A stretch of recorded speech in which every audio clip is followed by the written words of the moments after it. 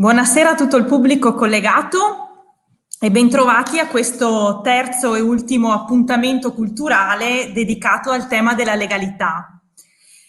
Lo scorso giovedì, con la collaborazione dell'associazione Pop Corner, abbiamo potuto ascoltare il viaggio compiuto da Davide Antonio Pio sul tema della giustizia e della legalità a livello letterario a partire dalla Divina Commedia.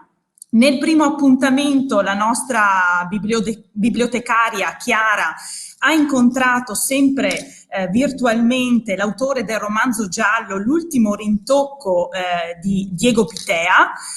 Vi ricordo che chi volesse vedere o rivedere queste dirette può collegarsi alla pagina Facebook del Comune di Montegalda o anche dal profilo YouTube dello stesso. Questa sera direi ci caliamo in un piano più reale e concreto, dialogando con il coordinamento dell'Associazione Libera di Vicenza, questa nota associazione antimafia attiva in tutto il territorio nazionale. Prima di entrare nel merito, però, approfitto per ringraziare tutto il comitato della Biblioteca Antonio Fogazzaro di Montegalda e di Montegaldella, la presidente Anna Vettore, la cooperativa socioculturale, le amministrazioni comunali di Montegalda e di Montegaldella, in particolare l'assessore Nicoletta Rizzo, alla quale va il mio personale abbraccio. Siamo contenti che la cittadinanza partecipi numerosa a questi appuntamenti, che sono di varia natura, che trattano argomenti differenti, dalla violenza sulle donne appunto al tema della legalità, stimolando riflessioni di vario genere. Prima di introdurre gli ospiti presenti qui con me questa sera, approfitterei per ricordarvi i prossimi appuntamenti. Domenica in piazza San Marco a Montegalda si terrà per tutta la giornata il mercato Piccolo Mondo Moderno, nel quale anche noi della biblioteca presenzieremo con la vendita dei libri. E poi prossimamente uscirà un ricco calendario di iniziative afferenti al progetto Comunemente per far diciamo ripartire la cultura nel nostro territorio, soprattutto gli eventi in presenza. I comuni di Montegalda, Montegaldella, Mestrino, Veggiano, Gresignano di Zocco si sono uniti in modo sinergico e nei mesi di giugno e luglio nei territori appunto che vi ho citato ci saranno una serie di importanti iniziative, dagli incontri con l'autore, concerti, spettacoli teatrali e molto altro ancora. Non vi annoio più e introduco gli ospiti di questa sera, ovvero Sara Resina e Diego Peron, volontari e parte del coordinamento provinciale dell'Associazione Libera di Vicenza. Buonasera. Buonasera a tutti. Ecco, oltre a darvi il benvenuto, vi chiederei insomma subito di raccontarci un po' chi è Libera, cosa fa, quali sono i pilastri sui quali si fonda questa associazione nota in tutto il territorio nazionale.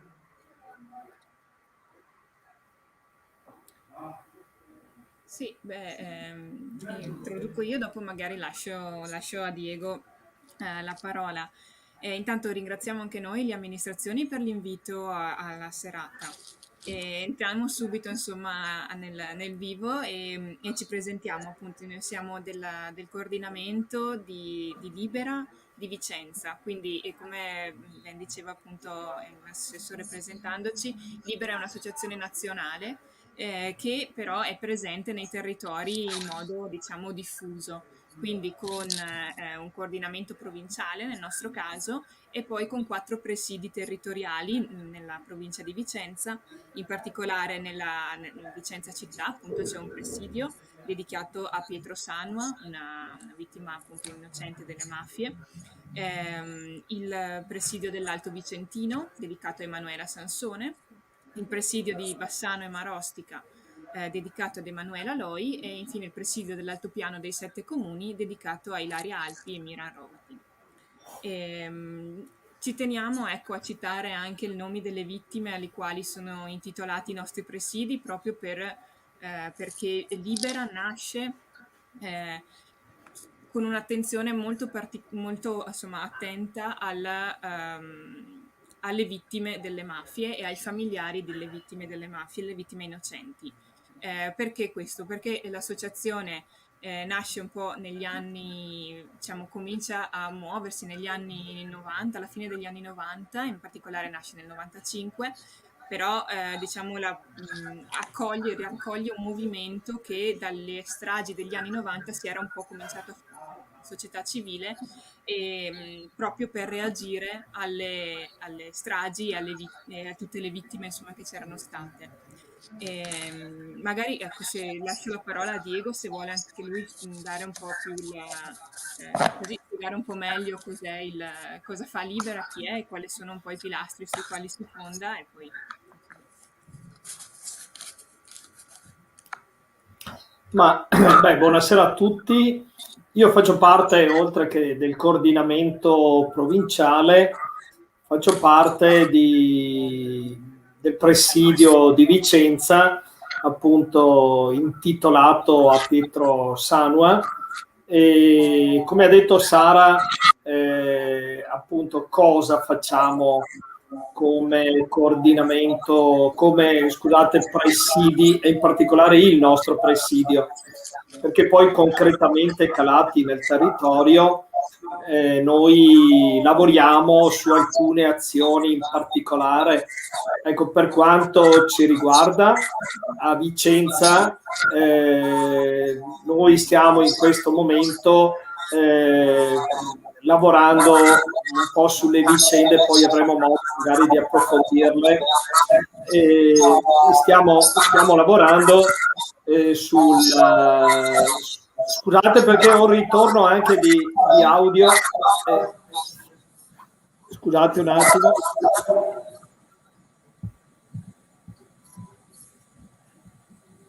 Mi abbasso l'audio perché così allora. No, dicevo che come presidio di Vicenza in questo momento stiamo seguendo un processo che insomma sta diventando abbastanza interessante. Poi magari Sara, che ha partecipato ad alcune udienze, vi racconterà. È un processo contro una cosca andranghettista di stanza, diciamo così, nel basso vicentino, però stiamo seguendo anche tutta una serie di vicende, non so, un altro quello che è successo a Montecchio Maggiore nel momento in cui sono stati denunciati e poi arrestate delle persone affiliate, collegate a una famiglia. Stiamo seguendo, abbiamo incontrato il comandante della Guardia di Finanza della provincia per capire cosa che tipo di infiltrazioni abbiamo anche nel nostro territorio di Vicenza e della provincia. Ecco, quindi direi che concretamente i presidi lavorano sul territorio, insomma, poi possiamo raccontarvi cosa stanno facendo anche gli altri presidi sul nostro territorio, no? Quelli che prima Sara ha un attimo elencato. Ecco. Io mi fermerei qua, poi magari scendiamo nel particolare se ci fate le ulteriori domande. Grazie, coglierei proprio l'occasione dalle parole di Diego per farvi quindi questa domanda. Mi sembra che, come dire, nell'immaginario collettivo la mafia appaia sempre come qualcosa di molto distante da noi, distante dalle nostre vite, nel tempo, nello spazio, soprattutto per chi nasce, cresce, vive nel nostro territorio. In realtà le cronache, le cronache, soprattutto per quanto riguarda il Veneto, ci dimostrano che invece è un fenomeno reale che si insinua anche nel nostro territorio, nel nostro quotidiano, attraverso sistemi di connivenza, di clientela, favoritismi, e quell'omertà che è parte di ciò che ne consegue in realtà è dilagante anche nel nostro territorio. Quindi per quanto riguarda la situazione in Veneto, quali notizie insomma possiamo trasmettere anche al pubblico che è collegato con noi questa sera? Beh, appunto, come abbiamo appena accennato, uno dei lavori... Ma Sara, aspetta un secondo che poi ti do la parola. Io utilizzerei un verbo che è importante, ok? Non direi più infiltrazioni, ma direi radicalizzazioni. Cioè non è che da fuori arrivano e ci portano, sono, ahimè, delle famiglie collegate, impiantate nella nostra realtà. Ad esempio, no, e poi lascio a Sara che ha una interessante piantina da farvi vedere, no, mappa del Veneto, ma vi dico che solo, non so, a Vicenza, o meglio nel comune di Montecchio Maggiore, tanto per dirtene una della radicalizzazione, no? Chi è stato denunciato per importazione dal Sud America a Montecchio Maggiore di un bel quantitativo di droga, cos'è che fa? È un imprenditore che sponsorizzava una squadra di calcio, per dirti, la cui figlia si è candidata in consiglio comunale, non è stata eletta. No, per dire che cosa? Che sono persone che sono nate anche qua, almeno le giovani generazioni, e che comunque direi vivono nel nostro contesto, parlano, io dico anche il nostro dialetto, no? Per dire che non è che vengono da fuori in un determinato momento, ma sono qui presenti nel nostro territorio. E in questo momento il fenomeno più pericoloso, no, è il fenomeno 'ndranghetista, dell''ndrangheta, piuttosto che quello di Cosa Nostra, piuttosto che quello della camorra, ok? Adesso lascio la parola a Sara che vi fa vedere in maniera interessante la nostra radicalizzazione nel territorio. Esatto, sì, dopo avrò modo di parlare in qualche modo di uno degli effetti di questa radicalizzazione, che sono poi la presenza di beni confiscati alla criminalità organizzata nel nostro territorio, che è appunto un'altra delle cose che Libera come associazione, come dire, ha cercato di diffondere appunto una cultura su questo tema dei beni confiscati fin dall'inizio. Per arrivare a questo però volevamo solo, ma giusto per dare una panoramica senza entrare proprio nei dettagli, perché poi ci vorrebbe insomma molto tempo, di quelli che sono un po' i fenomeni di radicamento, come ben diceva Diego, che abbiamo un po' seguito più da vicino come coordinamento, in modo particolare appunto legato all''ndrangheta, proprio perché c'è stata appunto questa indagine da parte della Direzione Distrettuale Antimafia, che poi è diventato un processo che abbiamo cercato anche di seguire, su questa famiglia di 'ndranghetisti radicata nella, diciamo, sostanziale nella cittadina di Zimella, che non so se molti di voi la conoscono, è questo insomma è un piccolo paese di 5.000 abitanti in provincia di Verona, però immediatamente al confine con le province di Vicenza e di Padova, quindi sarebbe come dire Montegalda. Molto piccolo, esatto, un piccolo paesino che appunto è salito un po' anche agli onori della cronaca proprio per questo motivo, perché nel febbraio del 2019 in particolare ci sono stati questi arresti, quindi appunto anche i giornali, la cronaca locale ha dato un po' riscontro di questa famiglia radicata in questo paesino, famiglia che si è provato poi nel corso almeno del primo grado e secondo grado di processo, cioè stiamo ancora attendendo le sentenze definitive, però l'impianto, diciamo, dell'accusa di chi ha fatto le indagini, poi anche ha trovato riscontro, almeno appunto nelle prime sentenze che ci sono state in questi periodi, è proprio quello di una famiglia che appartiene all''ndrangheta, però risiedeva lì da molto tempo, e quali erano un po' le cose che a noi come società civile ci hanno un po' più colpito, al di là degli aspetti più, diciamo, criminali in sé, però cosa ci ha colpito noi come associazione, e perché abbiamo cercato di seguire anche poi i processi, proprio come, insomma, andare a capire un po' meglio cosa stava succedendo. Perché questo sostanzialmente, da un lato c'erano poche informazioni, cioè se ne è cominciato a parlare davvero quando ci sono stati gli arresti, ma sappiamo che quando arrivano gli arresti sono al termine di, come dire, un'indagine che si è Indagini. lunga, quindi è, come dire, una fotografia tardiva del passato già, no? Come lo stesso processo.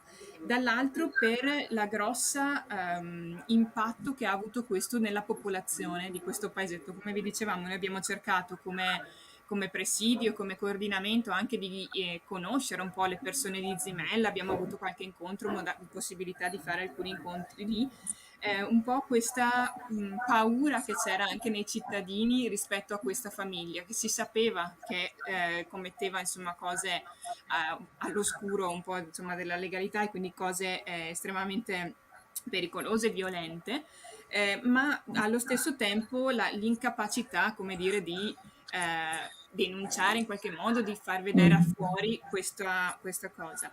E dall'altro, l'altra cosa che ci ha colpito seguendo proprio un po' i processi era il timore che c'era di parlare di questa famiglia, di queste persone pur conosciute nel territorio, anche negli stessi testimoni chiamati al processo. Vero che il contesto non è, come dire, rassicurante, credo che a nessuno faccia piacere essere chiamato a testimoniare, però la grande intimidazione che si vedeva nei testimoni che sono stati ascoltati, almeno quello che abbiamo potuto seguire noi del processo di Vicenza, perché una parte, diciamo, della famiglia ha poi scelto il rito abbreviato, è stato celebrato nel Tribunale di Verona, e una parte invece, in particolare questo Carmine Multeri, è stato processato a Vicenza. C'è stata la sentenza, appunto, che riconosce la 416 bis, quindi la mafia, diciamo, il reato di associazione mafiosa, in particolare di 'ndrangheta, e quindi abbiamo un po' provato a capire cosa succedeva.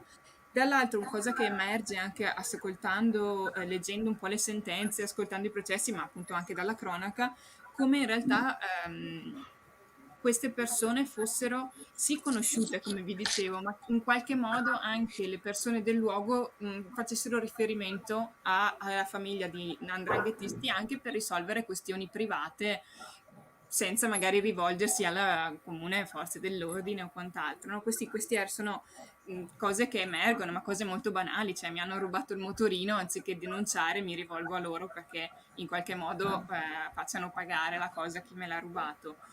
Quindi violenza sì, ma, come dire, sempre tenuta un po' sotto traccia, nel senso, perché farebbe più rumore, anche se dal processo emergono anche circostanze in cui è stata utilizzata intimidazione e violenza. Ricordo che l'unica parte civile che si è costituita nel processo, appunto, di Verona, diciamo, è un imprenditore che è stato talmente, come dire, vessato da questa famiglia da perdere in qualche modo un po' tutto il patrimonio. È stato l'unico ad avere il coraggio di in qualche modo presentarsi anche come parte civile durante il processo, perché in qualche modo questa famiglia si muove, ma è come dire, una modalità di movimento che poi ritroviamo anche in altri contesti di altre zone del Veneto. Arrivano come, diciamo, si presentano come imprenditori. Il settore, l'ambito, diciamo, dell'edilizia è quello un po' più esposto.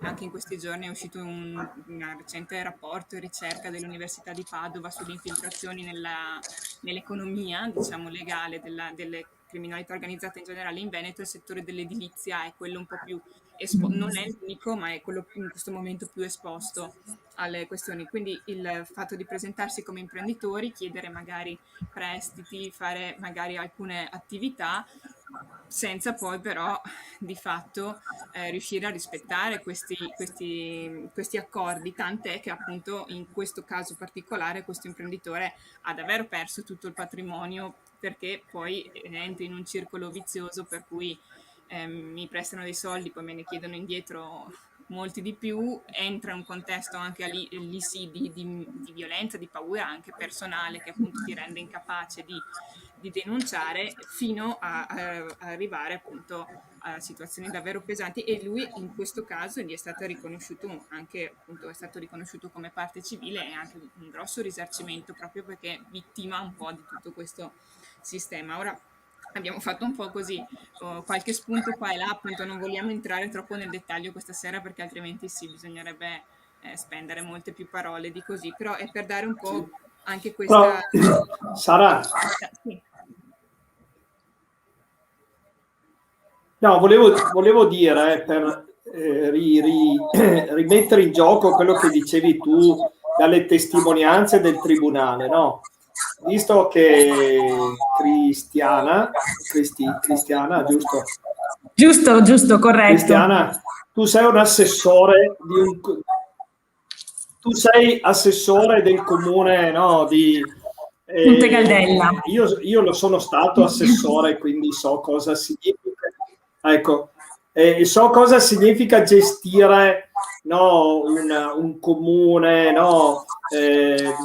Quando siamo andati a Zimella e abbiamo incontrato alcune persone di Zimella, no, perché volevamo renderci conto di qual era l'ambiente di Zimella.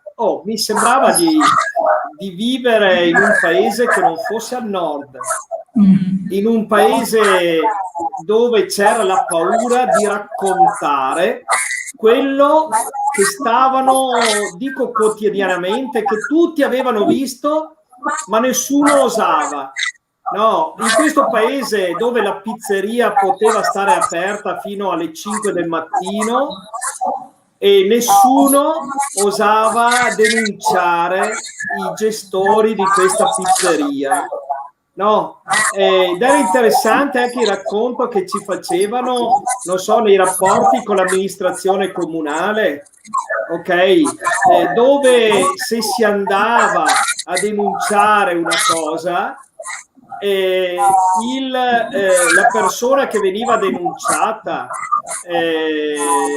sapeva chi era stato in comune a denunciare. Quindi tutto il discorso dei rapporti con l'ufficio tecnico, cioè, per dirti, in un paese come Zimella, che hai detto che è grande un po' come Monte Galdella, no? Mi sembrava di vivere in una situazione del profondo sud, di quelle cronache che si raccontavano della omertà, della difficoltà di denunciare, ok? E non sono secoli fa, siamo andati nel 2019 a Zimella.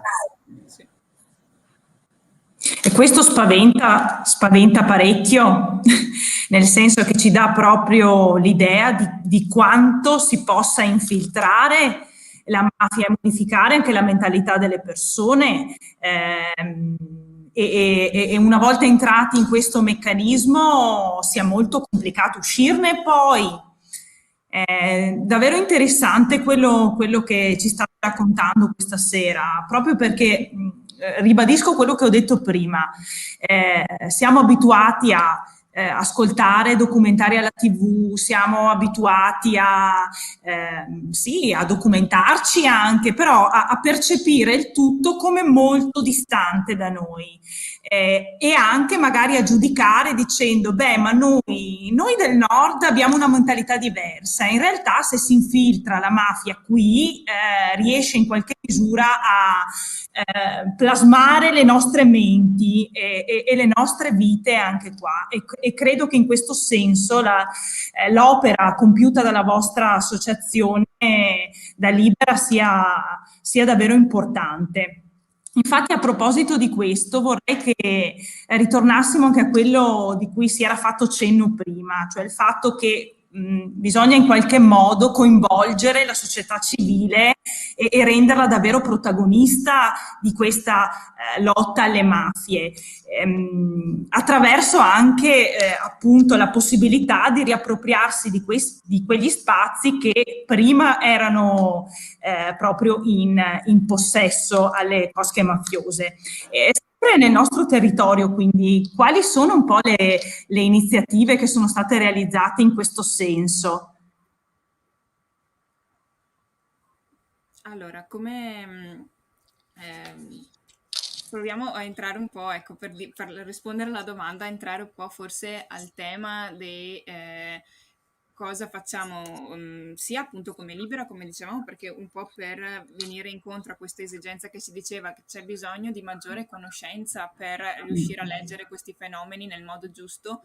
Il modo giusto non è solo quello di spaventarsi, perché altrimenti ci si blocca, ma il modo giusto è proprio quello di capire come la società si può in qualche modo smuovere, tutelare e fare qualcosa perché questo fenomeno si fermi, si venga arginato il prima possibile.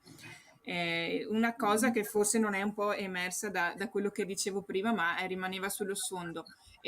La mentalità che muove questi fenomeni purtroppo è unica, mi verrebbe da dire un po' ovunque, che è sempre quella del profitto, del guadagno, un po' a tutti i costi.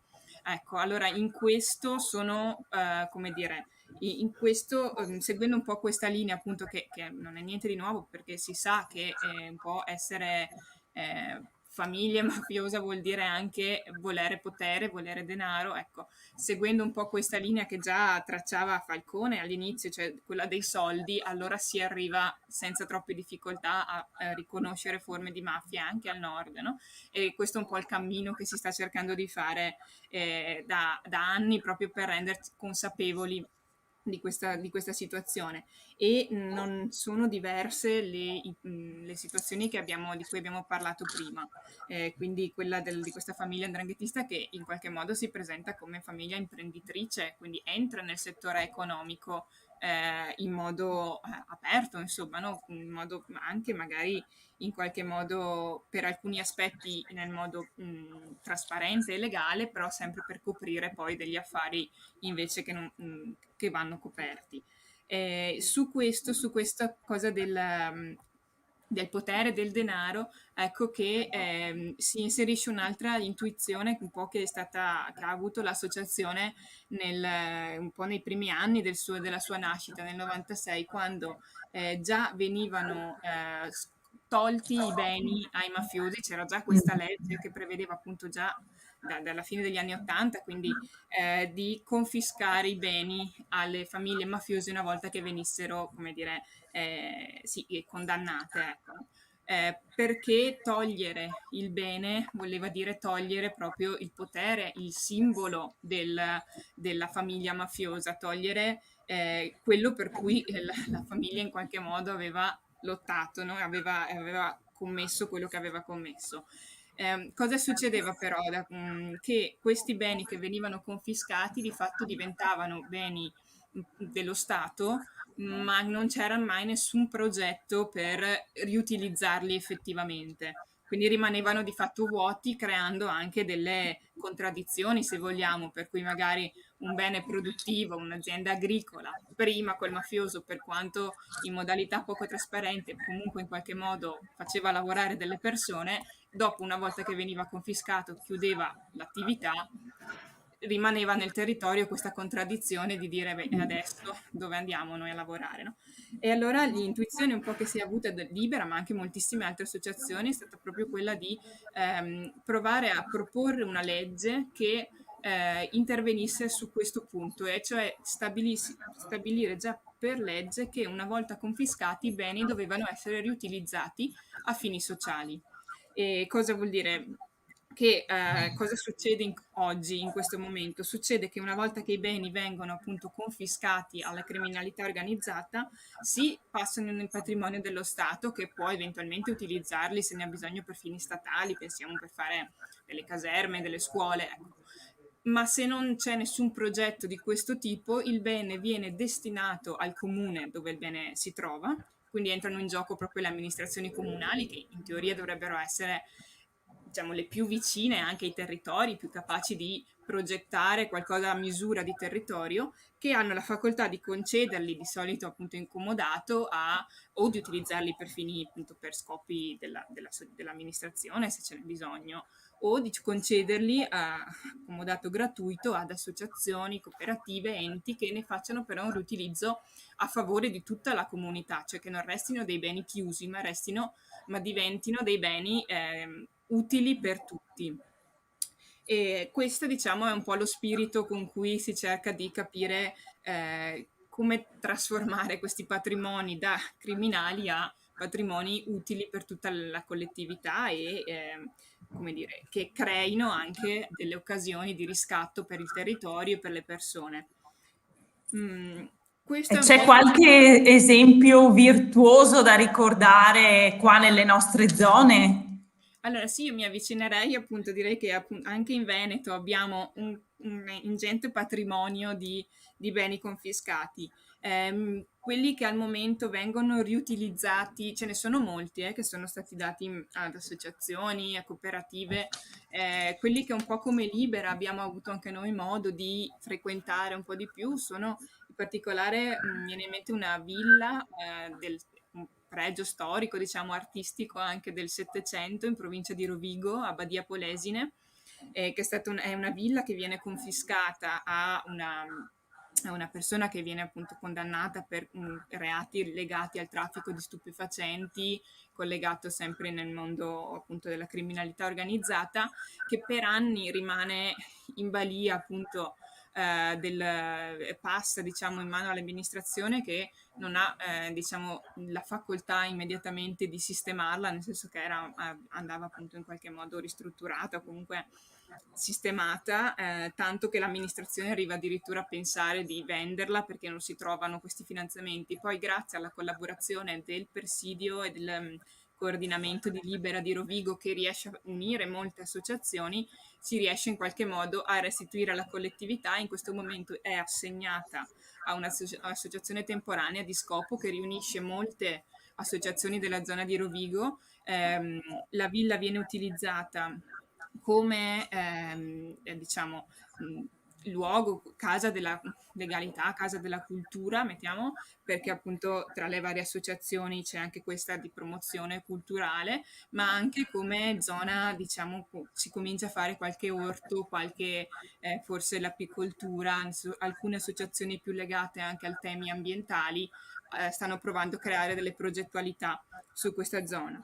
Quest'estate ci sarà anche un'esperienza di un campo di estate liberi e quindi di lavoro e di formazione sui beni confiscati, che si svolgerà proprio in questa villa a Badia Polesine, che è stata appunto intitolata anche questa a una vittima innocente delle mafie, proprio per ricordare qual è il senso anche di riutilizzare questi beni.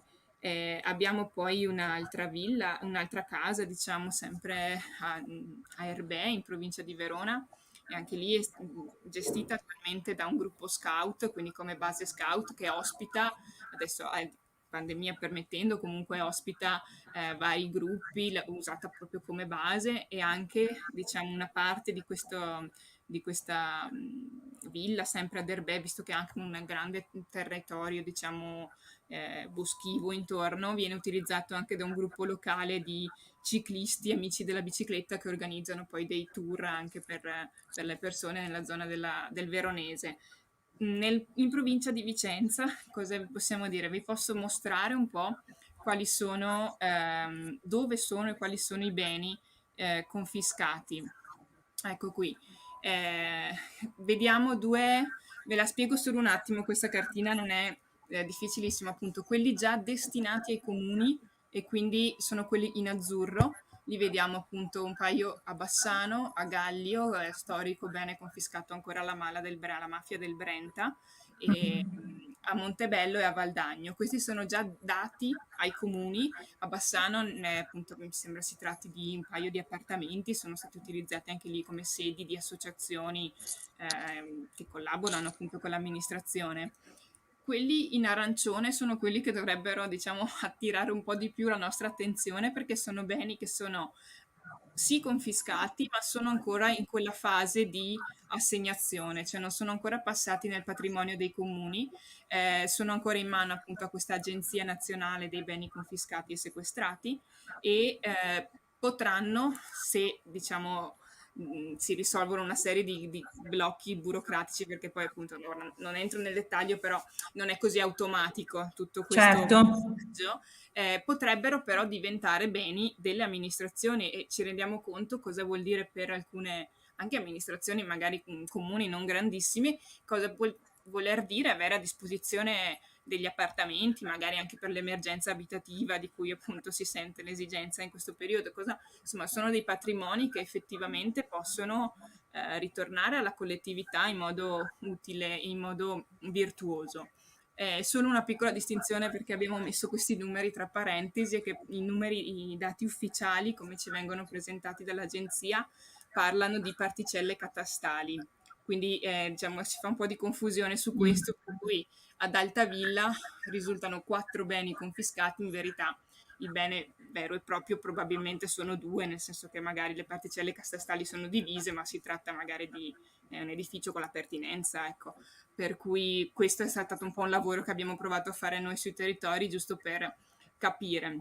E l'altra cosa che abbiamo fatto con le amministrazioni, almeno con alcune più sensibili, più attente, che ci hanno un po' anche chiesto informazioni, è stato quello proprio di immaginare, già sapendo che questi beni prima o dopo potranno diventare patrimonio del comune, immaginare già come il comune può muoversi per utilizzarli, fare già delle progettualità, dei regolamenti che coinvolgano la società, ecco, che coinvolgano le associazioni, il territorio, in modo di non trovarsi, come dire, impreparati una volta che questo accada, perché lasciarli chiusi è anche un segnale simbolico, insomma, importante, ecco, per cui si fa il possibile perché questi siano effettivamente utili. Riutilizzati e che diventino degli spazi ad uso collettivo, però nati da una finalità ben più alta, direi.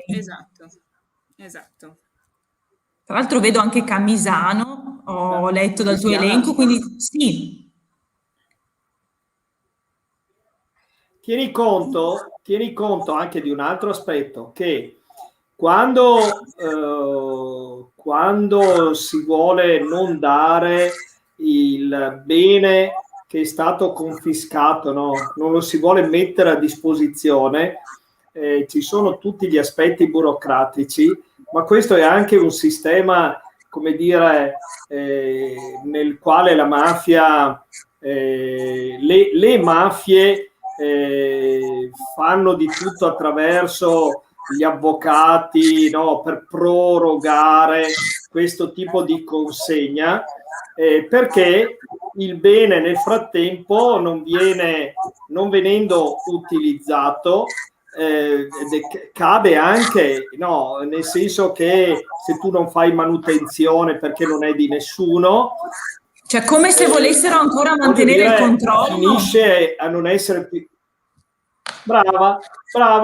Questo è uno degli obiettivi non ce l'ho io perché me l'hai portato via e non può essere utilizzato anche dagli altri, no? E questo è, capito, un altro aspetto per cui noi ci battiamo perché le procedure siano più semplificate possibili.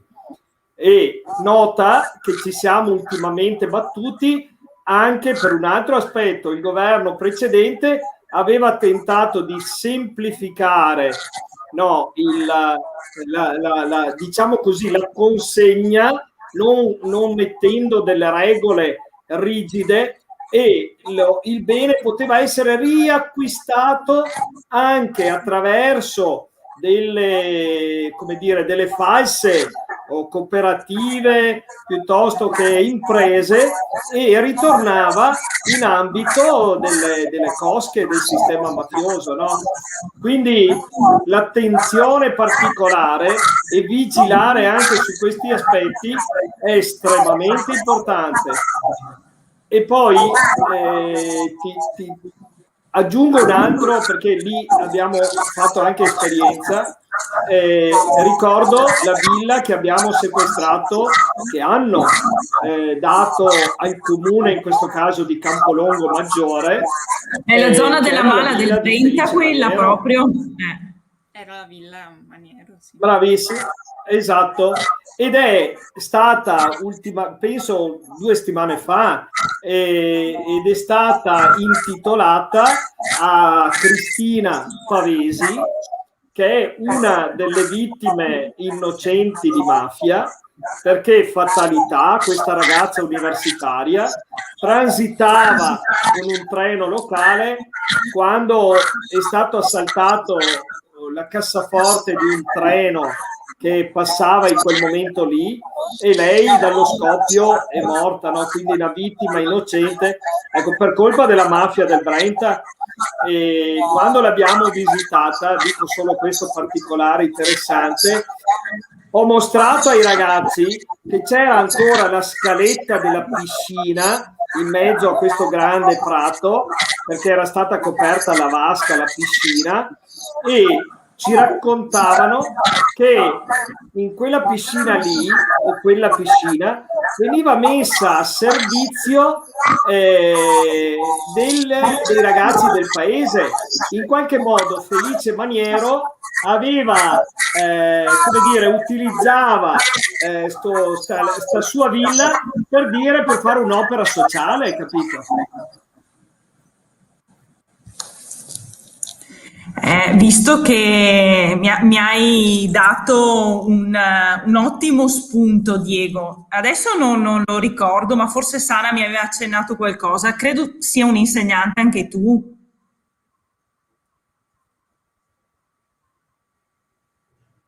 Ecco. Sì, io vengo dal liceo Quadri. Ecco, allora io ti dico questo, che da insegnante mi hanno sempre molto affascinato le iniziative promosse da Libera.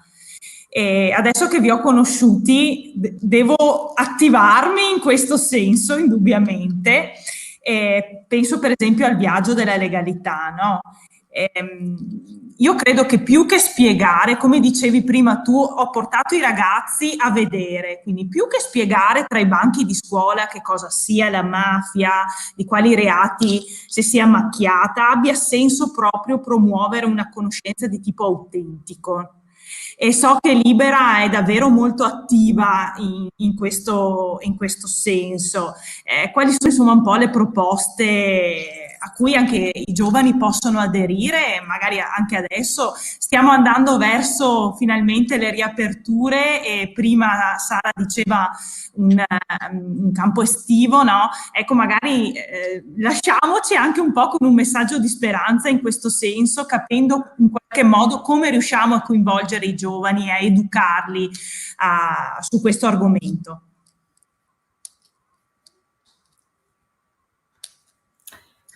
Ma ti parlo io e poi interviene Sara sui campi d'estate. Ok. Allora, con la scuola, con le scuole, noi organizziamo, adesso ti porto l'esempio della mia scuola, ma non solo, a Vicenza noi facciamo dei percorsi di legalità, ma poi alla fine i ragazzi li portiamo a fare esperienza. Io, come dico, ad annusare il territorio, cioè a incontrare i testimoni del territorio, no? Ma per dire, ragazzi, noi andiamo a Palermo, ma sappiate che Palermo ce l'abbiamo qua. Noi andiamo a conoscere Cosa Nostra, ma Cosa Nostra e l''ndrangheta ce l'abbiamo qua. Però diventa interessante perché in qualche modo, no, andiamo alle radici di un percorso e andiamo a conoscere andiamo a vedere le targhe dei tanti testimoni, no? Perché c'è una via a Palermo che si chiama via Notarbartolo, che fatalità è una via dove vediamo diverse lapidi, ok? E sono lapidi di testimoni, sono lapidi che ci dicono che sono morti magistrati, giornalisti, carabinieri, ok? Allora fai conto che in questo caso noi ci lasciamo anche con questo tipo di possibilità. Insieme possiamo aiutarvi ad organizzare una serie di viaggi. Noi facciamo riferimento, ad esempio, a Libera Palermo, Libera ha creato una cooperativa che ha intitolata Il giusto di viaggiare, lavorando sul termine gusto e giusto, per farci conoscere la realtà di quei luoghi, per farci conoscere la realtà anche sociale e culturale di quei luoghi lì.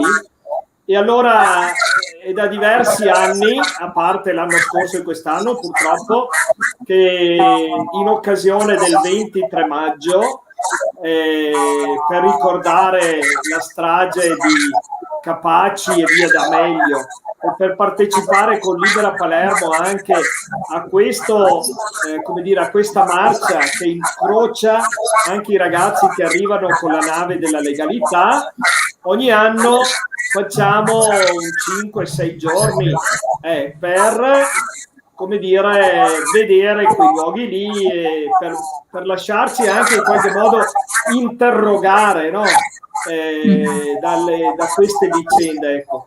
E per diventare poi a nostra volta testimoni, insomma, della legalità quando ritorniamo. Ti garantisco che i ragazzi, ma anche gli adulti, ma in particolare i ragazzi, ne vengono veramente affascinati nel senso di coinvolti.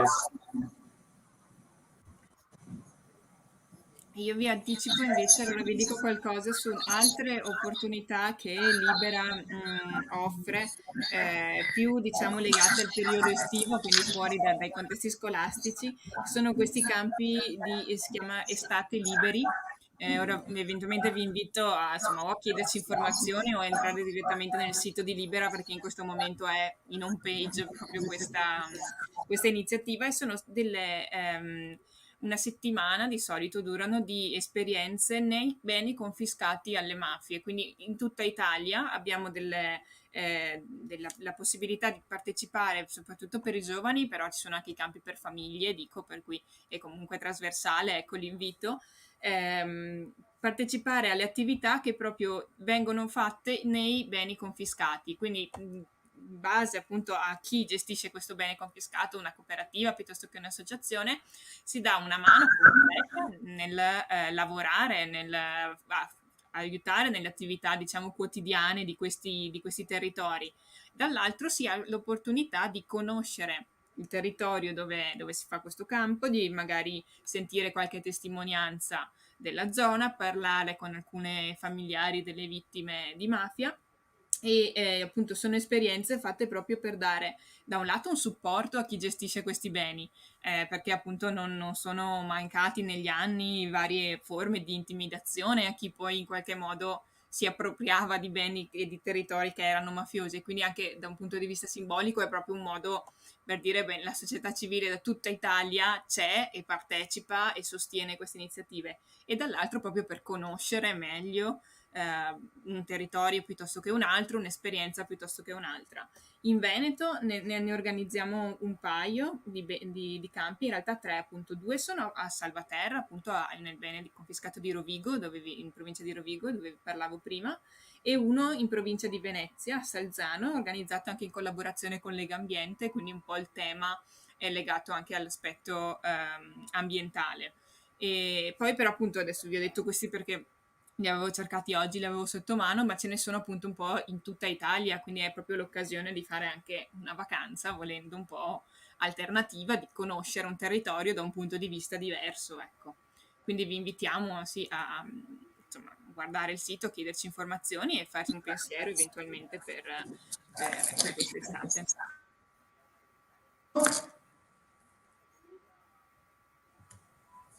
Eccomi, mi senti? Sì. Proprio oggi, così per sbaglio, ho partecipato ad una diretta su Instagram in cui si presentavano queste attività. Ho visto che anche la pagina Instagram di Libera è molto attiva e quindi non so se ci siano dei giovani collegati questa sera, ma magari ci sono dei genitori che possono suggerire ai ragazzi di seguire queste pagine dove sicuramente possono esserci e possono trarre degli spunti molto interessanti, ecco. Mm-hmm. Bene, io direi che possiamo andare verso la conclusione, verso la chiusura di questo incontro che è stato davvero molto molto molto interessante. Io vorrei ascoltarvi ancora e vi ringrazio per aver accettato il nostro invito. So che la vostra opera è volontaria e quindi spero che l'incontro che abbiamo fatto questa sera invogli anche altre persone a mettersi sulla vostra stessa strada. Certo, anche noi vi invitiamo a tenervi aggiornati, informati, a partecipare come Libera e come Presidio.